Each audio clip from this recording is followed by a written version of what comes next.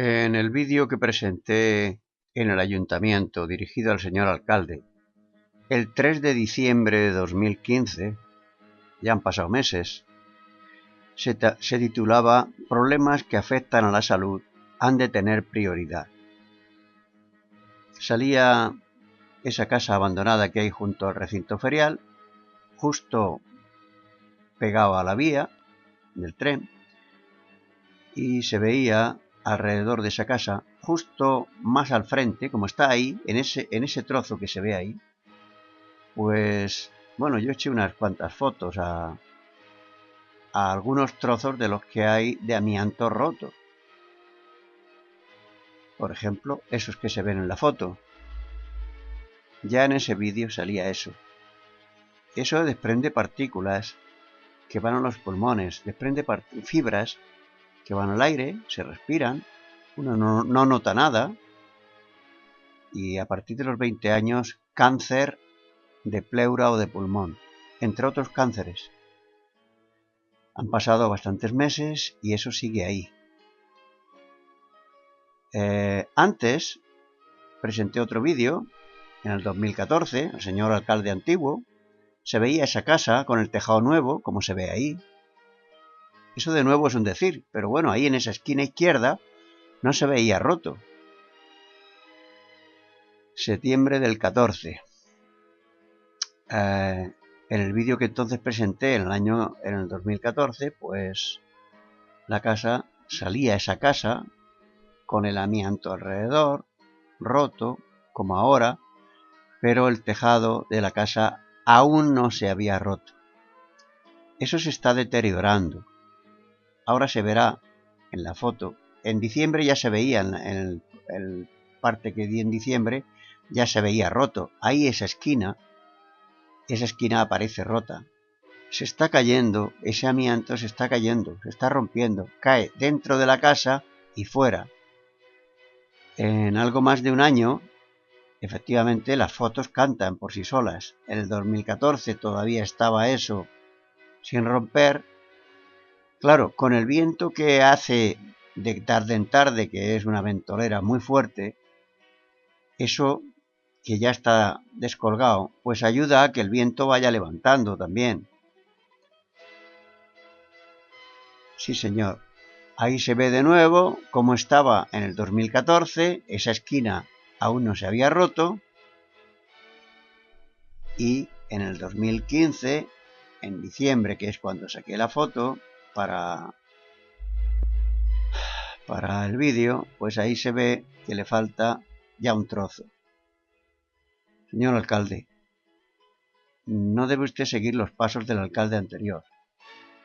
Estos son cosas que afectan a la salud y está en el recinto ferial, donde más gente se acumula en los días de fiesta. Por cierto, las fiestas de mayo están al caer. Y la gente que hay ahí respirando eso, pues no es correcto. Usted debe mirar por la salud de las personas. Y ahí también se ponen atracciones para los niños. Esa es la casa, cayéndose. Mi sugerencia, le pido que al dueño del solar lo controle usted. No como cuando han estado aquí en la calle Poeta García Lorca, que usted dio instrucciones al dueño para que cambiara la uralita rota, y lo hizo por su cuenta, sin indumentaria ninguna a los 3 trabajadores que vinieron, sin equipo adecuado, sin estar la empresa inscrita en el RERA, Registro de Empresas con Riesgo de Amianto, es decir, una chapuza que usted no controló. Usted debe controlar que en un solar, cuando se quita ese amianto, sea una empresa inscrita en el RERA, y controlar que es así. Es decir, si no es eso, cuando usted le avisa al dueño, ese amianto irá a parar a otro solar, porque la comunidad autónoma no se lo va a admitir. Si no viene de acuerdo con la normativa y empresa inscrita en el RERA, no le va a admitir a cualquiera que lleve amianto y va a ir a parar a otro solar. Si en un plazo mínimo ese dueño de ese solar no quita ese tejado que está rompiéndose y ese amianto que hay esparcido por el suelo, debe hacerlo el ayuntamiento y pasarle cargo. Así lo dice la normativa del 13 de febrero de 2010. Esa normativa es Ordenanza General de Limpieza Viaria, Recogida de Residuos Sólidos y Tratamiento de los mismos, de 13 de febrero de 2010 del Ayuntamiento de Alcantarilla, BORM, 13 de febrero, y dice: queda prohibido verter todo tipo de residuos en los solares, la limpieza de los mismos correrá por cuenta del propietario, siendo potestad de este ayuntamiento ordenar la realización de la limpieza de los solares por parte del servicio municipal competente con cargo al propietario. Como aquí el servicio de limpieza municipal competente no puede actuar porque tiene que ser una empresa inscrita en el RERA, pues tendrá que llamar a esa empresa va a cobrar $500,000 de pesetas aproximadamente y usted debe pasarle cargo al señor dueño de eso.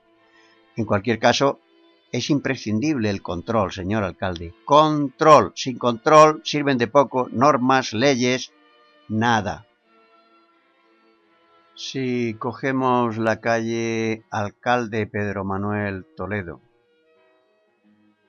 pasamos por debajo del puente hacia las Tejeras y seguimos rectos, nos encontraremos un camino sin asfaltar y al final de ese camino, al final, a la derecha, nos encontraremos toda esa uralita esparcida por ahí. Lleva también meses y meses.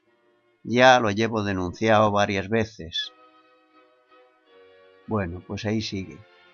El problema de esta historia es que, primero, ahí hay un señor mayor que saca las cabras a diario y se sienta ahí junto a eso, está respirando eso a diario.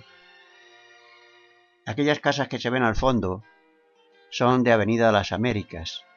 Están justo enfrente de donde está ese solar y ese amianto está cerquita de esa carretera, de esa Avenida de las Américas.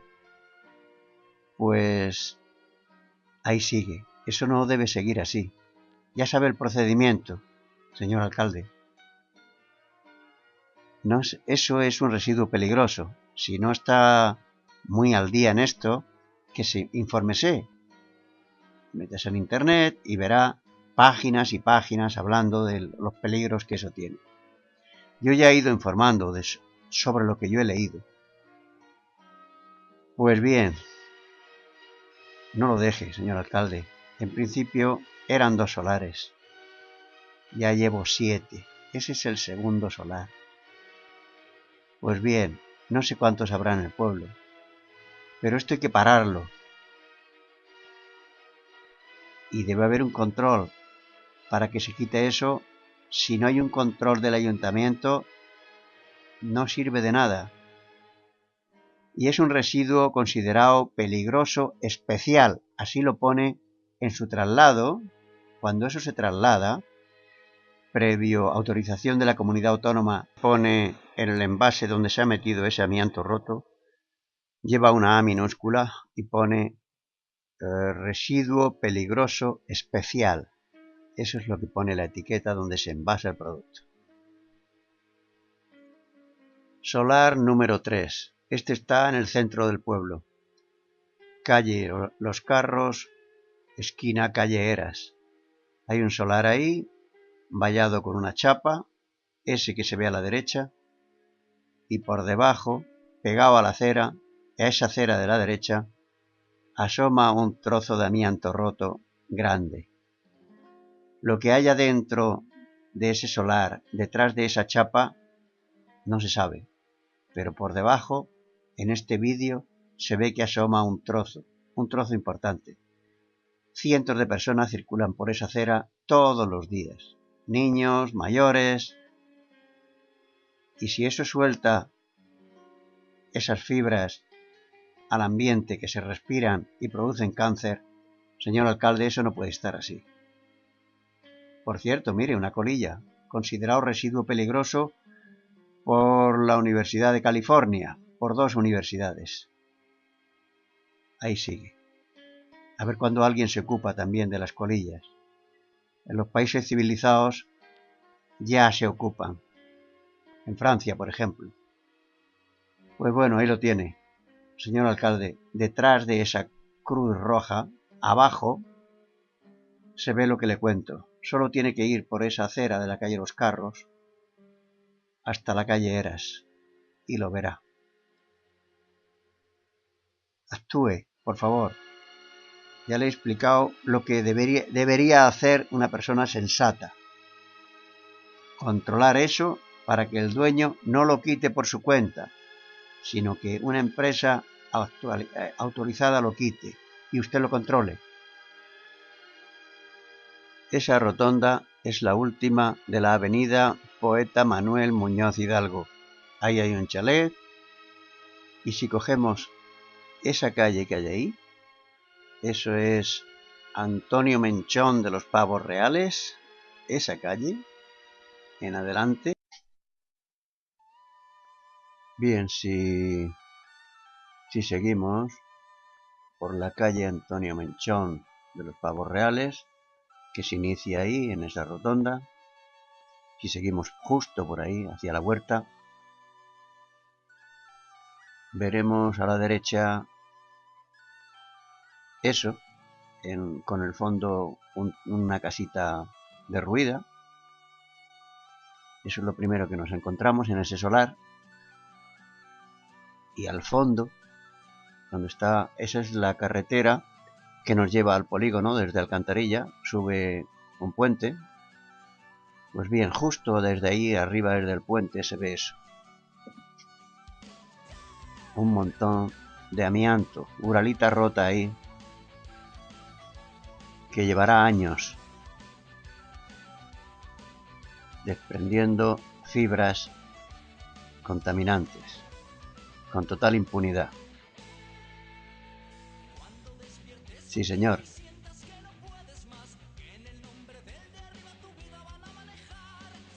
Eso, justo ahí, pegado a eso, pues se ve esa casita derruida, que ahora se verá, pintada de colorines, ahí está, que esa es la guía para encontrar el solar.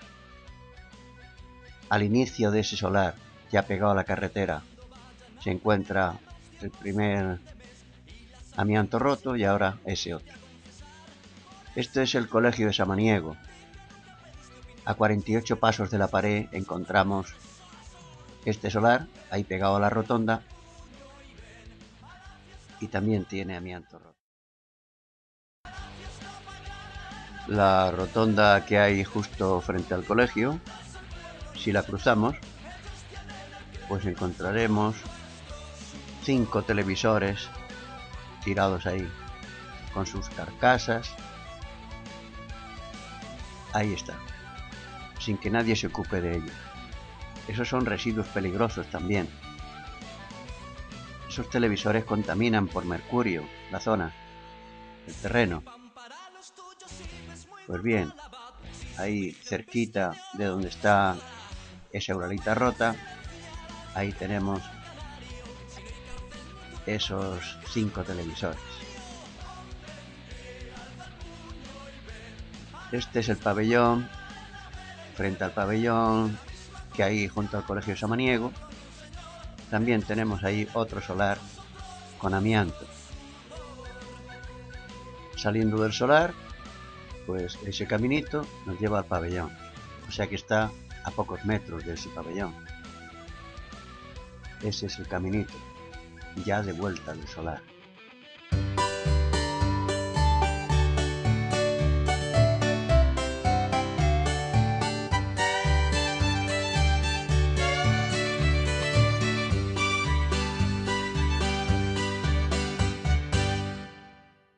Y vamos con otro. Ese es el pabellón de deportes Jaracarrillo. O sea, está tomado esto desde Las Tijeras. Eso ya pertenece a Las Tijeras, esta parte de aquí. Ahí tenemos otro solar con otra casita derruida y por supuesto sin control alguno. Cuando alguien tira algo, ahí se queda. También sembrado de uralita rota, de varios tamaños. chiquitines, medianos.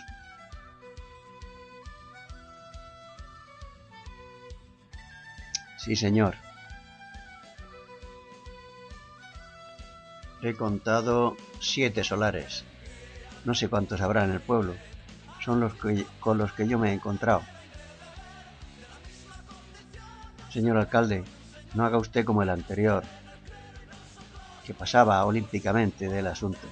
Esto afecta a nuestras familias, incluida la suya, la de todos, incluida la del alcalde anterior, lo más nefasto que he conocido de alcalde.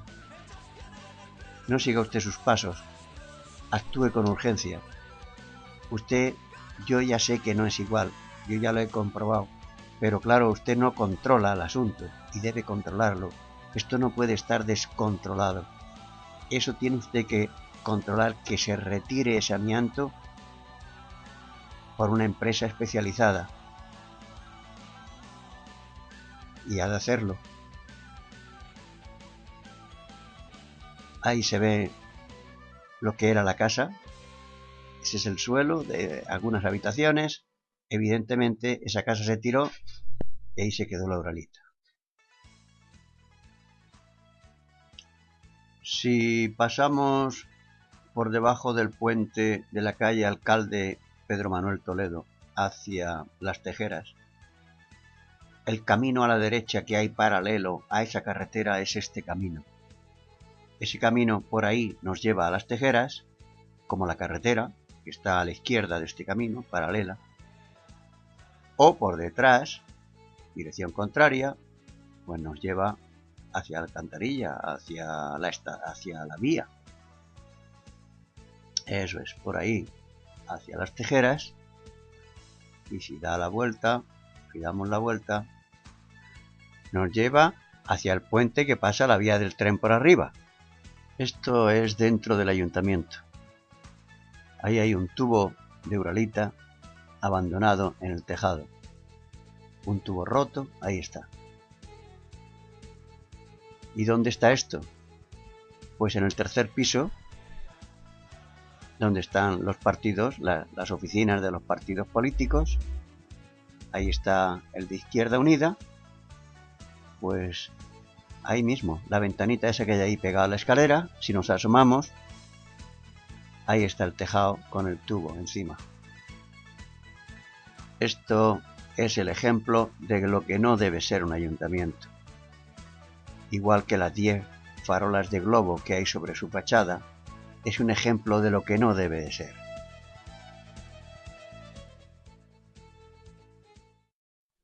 Señor alcalde, el 10 de septiembre de 2015 le denuncié en un vídeo de que había contenedores rotos en Alcantarilla. Este era uno, el que hay en Avenida Ejército del Aire.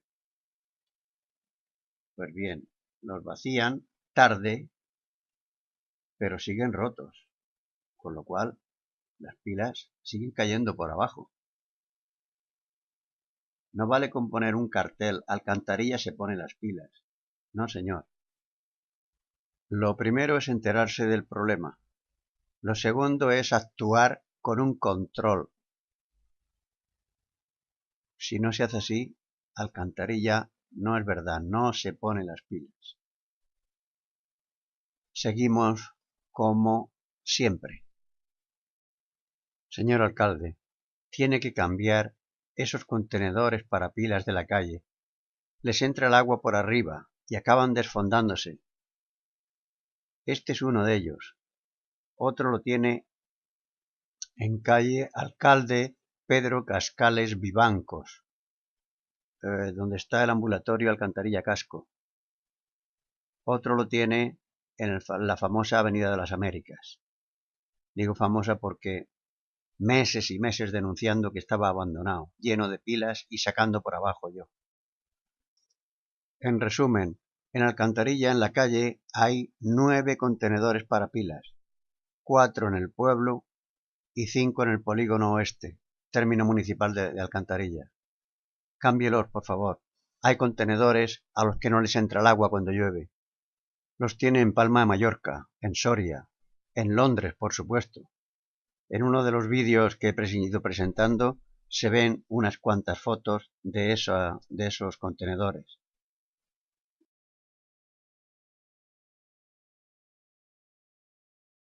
¿Qué es el amianto? Todos hemos oído hablar de este material. El nombre nos resulta familiar. Tal vez lo asociamos a varios productos de la construcción que pueden resultar peligrosos. Incluso puede ser que lo asociemos a alguna enfermedad de los pulmones. ¿Pero qué más sabemos? ¿Es peligroso actualmente o era peligroso en el pasado? ¿Todavía hay productos que contienen amianto? ¿Dónde se encuentra? ¿Cómo nos afecta? ¿A quién puede afectar? ¿Hay derechos y obligaciones en relación al amianto? ¿Hay que prevenirse o da lo mismo? Vayamos por partes. Empecemos por definir qué es el amianto. El amianto es una fibra natural que por sus características tecnológicas excepcionales, como su ininflamabilidad, buena resistencia térmica y mecánica, su buena resistencia a los ácidos y álcalis, y resistencia al paso de la electricidad y a los microorganismos, se ha utilizado en múltiples aplicaciones de ámbitos tan variados como en construcción, industria y productos de gran consumo. La denominación de asbesto se utiliza más en América y el norte de Europa, mientras que la de amianto se usa en los países mediterráneos. Cuando hablamos de fibras de amianto, designamos un conjunto de miles de fibrillas elementales sólidamente unidas en forma de haces o agregados de fibras de distintas longitudes o diámetros. Estos pueden separarse con facilidad longitudinalmente en fibras cada vez más finas, hasta llegar a las fibrillas de tamaño microscópico. Cada fibra está formada por miles de fibrillas. De un haz de 1 milímetro de diámetro de amianto pueden salir unas 50.000 fibras respirables. Por su pequeño tamaño y su forma, permanecen en el aire como nubes invisibles durante largos periodos de tiempo y pueden ser transportadas por corrientes de aire hasta distancias considerables. Aquí reside la clave de la peligrosidad del amianto. Las fibras no se ven, no se notan, no se tocan, no se huelen, no tienen sabor, es decir, son imperceptibles. Puede que haya del orden de billones en el aire. La inhalación de fibras de amianto puede dar lugar a varias alteraciones y enfermedades, algunas benignas como las placas pleurales y otras graves o muy graves como la asbestosis o distintos tipos de cáncer. Pero no todos los que han estado expuestos a amianto acabarán sufriendo una enfermedad por este hecho. Que se desarrolle o no una enfermedad y el tipo de enfermedad que se presente dependerá de factores como la intensidad, la frecuencia y la duración de la exposición, el tipo de asbesto y las características de las fibras, el tiempo pasado desde el inicio de la exposición, la exposición concomitante a tabaco u otros agentes cancerígenos, las características individuales. El amianto afecta principalmente el aparato respiratorio. Cualquier estructura de este aparato se puede ver afectada: bronquios, parénquima pulmonar, alveolos, o pleura, es decir, el tejido que recubre los pulmones. Por ello hablamos de patología pleuropulmonar por amianto. Esta patología se conoce desde hace tiempo y no hay dudas sobre su relación con el asbesto. Así, al principio del siglo XX ya se describieron los primeros casos de fibrosis pulmonar, asbestosis, relacionados con el amianto en trabajadores de hilaturas. La patología pleuropulmonar por amianto se puede dividir en dos grandes grupos: la patología no cancerosa y la cancerosa. Toda esta patología tiene en común un periodo de latencia, es decir, el tiempo pasado entre el inicio de la exposición y la aparición de la enfermedad, bastante largo, que puede oscilar entre 10 y 40 años o más. En muchos casos no existe un tratamiento curativo, sino simplemente paliativo. De aquí la importancia de evitar, tanto como sea posible, la exposición al amianto.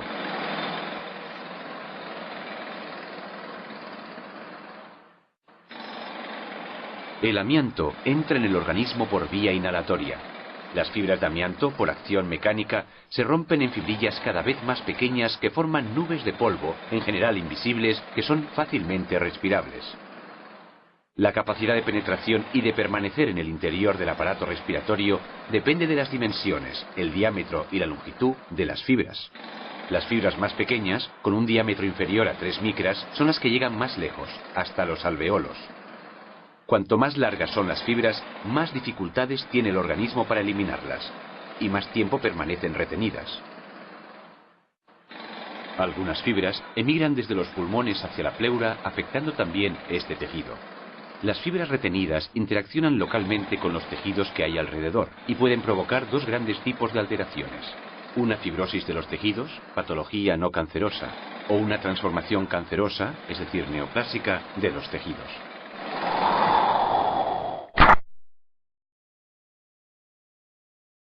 El uso, producción y comercialización del amianto o materiales con amianto fue prohibido definitivamente en el año 2002. Ello quiere decir que, debido a la altísima presencia de amianto en la construcción, se debe pensar que los edificios construidos hasta finales del 2002 pueden contener amianto en distintos lugares y proporciones. Pero el amianto también puede estar presente en muy distintos ámbitos, además del de la construcción. Para encontrarlos hay que clicar en los puntos rojos intermitentes. Sumando estos dos datos anteriores, gran presencia de productos que contienen amianto y prohibición de utilizarlo solamente desde el 2002, es fácil deducir que parte de la población ha podido estar o está expuesta a la inhalación de fibras de amianto. Pero ello resultará más o menos peligroso en función de la periodicidad y la intensidad de esta exposición. Así, los trabajadores que realizan su trabajo en contacto con productos que contienen amianto formarán el grupo de población con más posibilidades de contraer enfermedades relacionadas con el amianto. La consecuencia es que estos trabajadores son los que deben tomar medidas específicas para protegerse de este producto. Todas las operaciones del ámbito laboral en que los trabajadores puedan estar expuestos a la inhalación de fibras de amianto deben aplicar la legislación específica que se recoge en el Real Decreto 396 de 2006 del 31 de marzo. Esta ley concreta el ámbito de aplicación y determina las excepciones, distingue entre planes de trabajo y establece la normativa. También establece las obligaciones de los empresarios y precisa los derechos y las obligaciones de los trabajadores en las actividades relacionadas con el amianto. Esta legislación también fija la recogida de datos sobre el ambiente de trabajo y su evaluación. Obliga al empresario a adoptar las medidas necesarias para que los trabajadores dispongan de información detallada y suficiente sobre los planes de trabajo con amianto. También establece que la empresa debe garantizar que cada trabajador expuesto al amianto ha recibido una formación teórica y práctica suficiente y adecuada respecto de las tareas que realiza. Atendiendo a nuestro carácter divulgativo, aquí solo ampliaremos la información sobre esta legislación para el amianto en relación a los derechos y las obligaciones de los empresarios y los trabajadores. Remitimos al usuario que desee una información más detallada a la web específica del Departamento de Trabajo sobre los riesgos del amianto.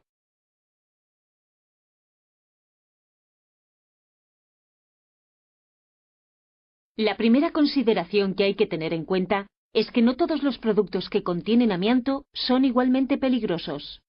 Esta cubierta está en buen estado de conservación, por lo cual representa un riesgo mínimo de emisión de fibras en el ambiente y puede realizar su función durante mucho tiempo y hacerlo de manera adecuada. Es suficiente realizar controles periódicos de su estado. Por contra, el material con riesgo de desprendimiento de fibras en el ambiente, por su estado de conservación o porque se encuentra sometido a roces, corrientes de aire, choques, etc., se deberá tratar o mejor retirar para evitar la emisión de fibras. La urgencia en la retirada de los productos que contienen amianto dependerá siempre de cómo se valore cada situación. Para hacer esta valoración hay una serie de factores a considerar. El más importante es la posibilidad de que el material se desmenuce con facilidad produciendo polvo y fibras de amianto. También se debe considerar el estado físico del material, la ubicación y la accesibilidad, las condiciones de la zona y el uso del mismo. Pero lo más importante y el primero de los factores que hay que considerar es la friabilidad de los materiales. Podemos distinguir dos tipos de productos con amianto, lo cual puede ser muy útil para evaluar la posibilidad de emisión de fibras en el ambiente. Por un lado, los materiales friables, como esta protección ignífuga de amianto proyectado muy deteriorada y en mal estado. Y por otro, los productos con amianto considerados poco friables, como el fibrocemento, en los que el amianto está unido fuertemente y dificulta la emisión espontánea de fibras. Pero dejando de lado el grado de peligrosidad de estas cubiertas de fibrocemento, supongamos que hay que derruir este edificio. En ese caso, lo primero que se debería hacer antes de empezar el derribo sería retirar todos los materiales que contienen amianto. Pero hay que hacerlo de modo que no sea peor el remedio que la enfermedad. Así, hay que considerar una serie de factores. Según su valoración, se determinarán las actuaciones que se deberán realizar, y todo ello constituirá el plan de trabajo. Muy importante, Los trabajos con amianto nunca se deben hacer de manera espontánea, ni los puede realizar cualquier persona. Se deben encargar de ellos las empresas especializadas y registradas en el Registro de Empresas con Riesgo de Amianto. Estas empresas, además, para la realización de cada trabajo concreto, deben disponer de un plan de trabajo aprobado por la autoridad laboral. La retirada de cubiertas exteriores de fibrocemento es el caso más frecuente de la presencia de materiales con amianto en la construcción. La retirada de estas placas es una de las operaciones menos complicadas sobre los materiales con amianto. Sin embargo, hay que considerar que su manipulación implica la posibilidad de emisión de fibras, por lo cual hay que adoptar medidas de protección individuales y colectivas. En relación a los equipos de protección individual, los trabajadores deberán disponer de mascarillas autofiltrantes FFP3 o mascarillas con filtros contra partículas tipo P3, mono de trabajo, de protección química contra partículas, de un solo uso con capucha y guantes, siempre con casco y calzado de seguridad. También hay que prever otros posibles riesgos provocados por la actividad y el entorno donde se realice el trabajo.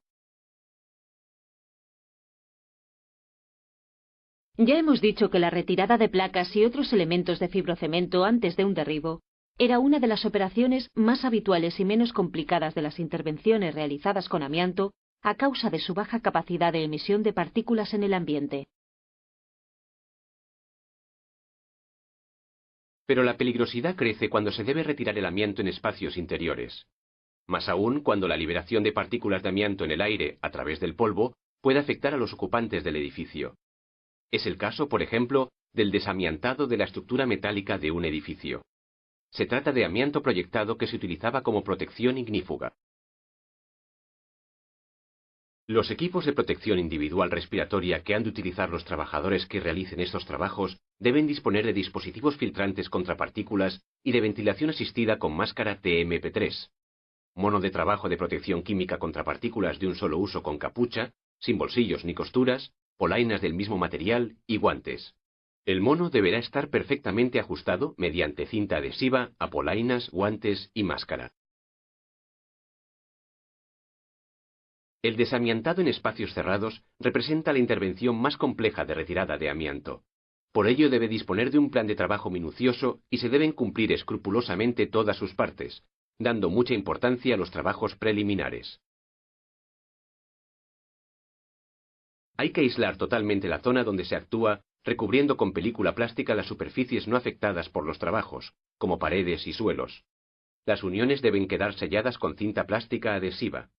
Todos los elementos que puedan representar un riesgo para la integridad del confinamiento o ser origen de difusión de fibras deben ser sellados, como por ejemplo las conducciones eléctricas y de climatización o ventilación.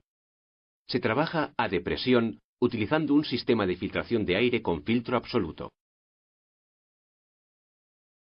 La zona de trabajo debe disponer de un túnel de acceso para el personal y otro para el material. El túnel de acceso del personal debe ser el único acceso de las personas a la zona confinada de trabajo.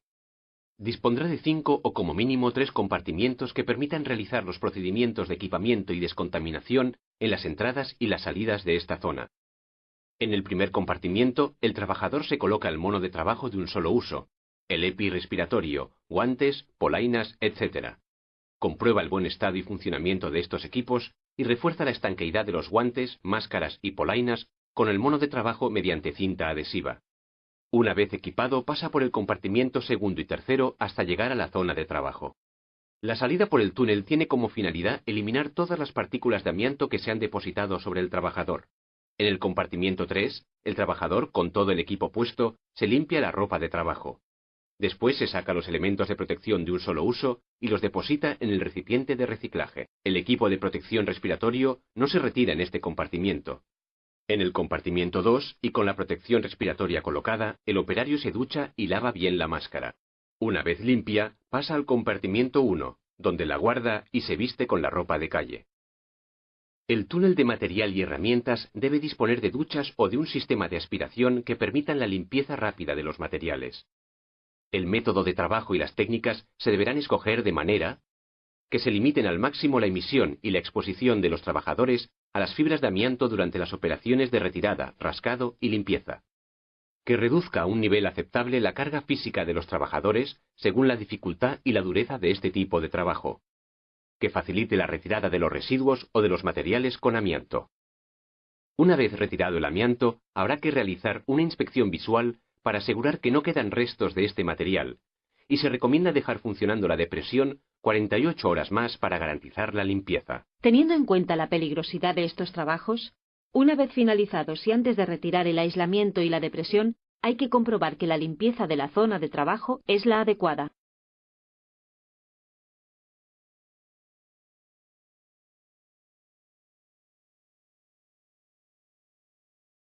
El empresario tiene la obligación de garantizar una vigilancia adecuada y específica de la salud de los trabajadores en relación con los riesgos por exposición al amianto. Esta vigilancia es obligatoria para los trabajadores, que no pueden renunciar a ella si quieren trabajar en lugares con riesgo de exposición al amianto. La vigilancia de la salud se concreta en una serie de exámenes de salud. Existe un protocolo de vigilancia sanitaria específica para los trabajadores que hayan estado expuestos a él o que lo están. Este protocolo establece las pruebas y la recogida de información siguientes. Historia laboral. Determinación de los antecedentes laborales del trabajador, poniendo énfasis en la exposición al amianto. Historia clínica. Recogida de los antecedentes y datos actuales de salud del trabajador. La exploración clínica específica debe incluir la inspección y la auscultación. El estudio radiológico del tórax. En función de los resultados, se podrán hacer otras pruebas como una tomografía computada o una tomografía computada de alta resolución. Estudio funcional respiratorio, espirometría forzada. También se podrán solicitar otras pruebas, como un test de difusión, una exploración de los volúmenes pulmonares o una prueba broncodilatadora.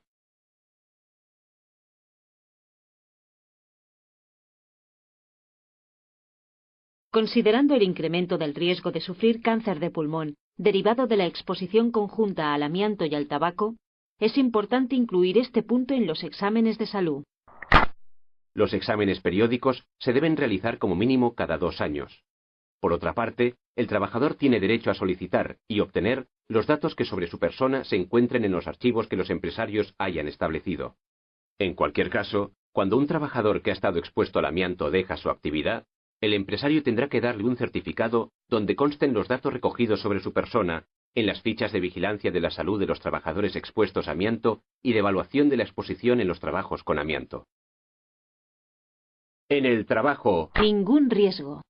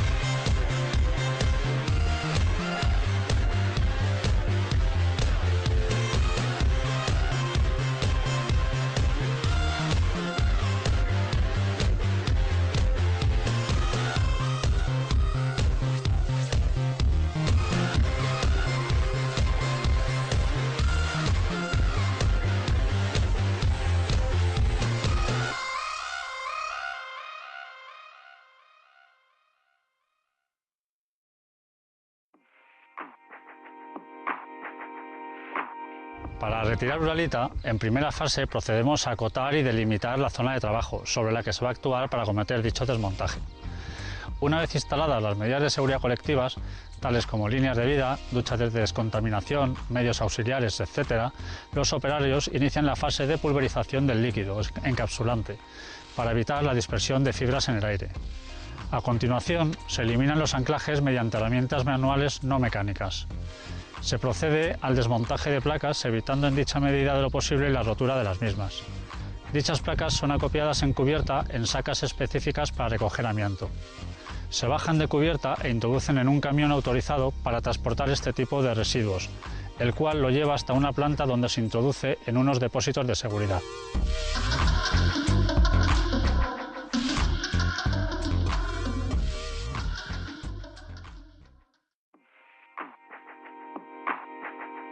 La normativa de aplicación para la retirada de amianto está recogida en el Real Decreto 396, el cual vamos a explicar de modo muy resumido los aspectos que vigila. Primero, la salud de los trabajadores que van a realizar el trabajo. El responsable directo de velar por la salud de los obreros es el contratista o empresario que ha contratado las obras. Pero ojo, también tienen responsabilidad el promotor o propietario y la dirección facultativa. Quien se expone a las sanciones en primer término siempre será el contratista. Como empresarios estamos obligados a cumplir con los siguientes requisitos: inscribir la empresa en el RERA, Registro de Empresas con Riesgo de Amianto, dar la formación adecuada a los trabajadores, facilitar los equipos y medidas de protección específicos de amianto y hacer una vigilancia y seguimiento de la salud de los trabajadores, ojo, específica para trabajos con amianto. La autoridad laboral que vigila y supervisa los desamiantados son los servicios de higiene y seguridad en el trabajo, así como la inspección de las consejerías de las comunidades autónomas en las que se vaya a realizar el trabajo. El segundo aspecto que se vigila en una retirada legal de amianto es la correcta gestión de los residuos. El fibrocemento con amianto y el amianto en general está considerado un residuo peligroso. Por tanto, debe ser transportado por un transportista autorizado y se tiene que enviar a un depósito de seguridad igualmente autorizado por la comunidad autónoma correspondiente. Todo ello genera una documentación y una trazabilidad del residuo. Hay que identificar correctamente al emisor del residuo, al gestor, al transportista y a la planta receptora.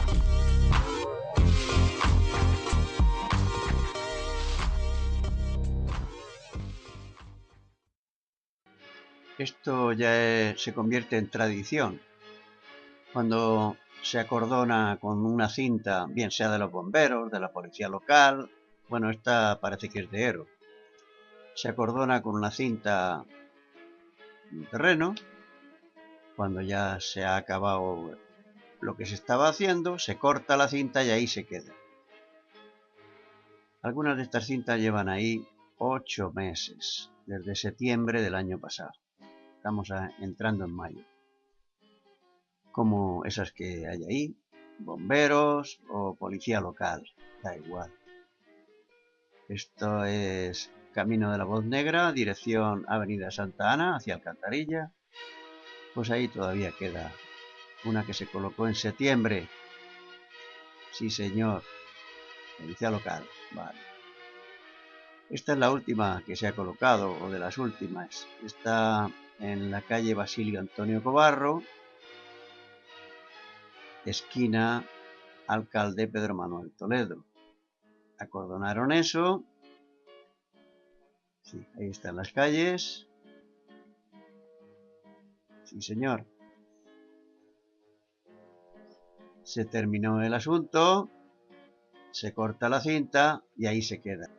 Señor alcalde, hacen falta controles y es evidente que Alcantarilla está descontrolada. No vale con ir al ayuntamiento, sentarse a la mesa, firmar papeles. Hágame caso. Esto afecta también a su familia. Hace muchos meses que le denuncié que yo conocía 3 contenedores de la calle para pilas que perdían pilas por el fondo. Uno de ellos era el de que hay enfrente de la farmacia de las Tejeras, en Avenida Ejército del Aire, este que se ve ahí. Pues bien, estamos en mayo y el contenedor sigue perdiendo pilas. Claro, si cuando tardan en vaciarlo luego no los cambian, lo que precisan los contenedores del pueblo es que los cambien por unos que no les entre el agua y no se desfonden.